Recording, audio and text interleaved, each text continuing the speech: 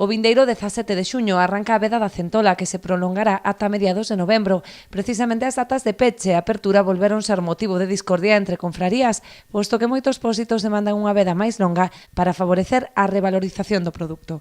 Claro, estamos no mes de junio e a centola ten que cerrar xa e despois sobre o mes de novembro voltará a abrir, non? Entonces, como hai diferencias entre federacións, hoxe convócase as federacións provinciales e a Federación Galega para intentar consensuar unhas datas e o máis normal, o máis lóxico sería que abrira e cerrara ao mesmo tempo, sobre todo Pontevedra e Coruña. Xa non Lugo, porque Galicia é tan grande que se dan zonas diferentes, non? Pódese dicir que a centola, que ven máis un poquinho antes na zona sur que na zona do norte, entonces Lugo sempre defendeu o de retrasar a apertura da veda, non? A pesar das discrepancias en torno ao período de veda, a campaña da centola pecha con récord de capturas, acadando os 120.000 kilos descargados nas lonxas da comarca do Barbanza,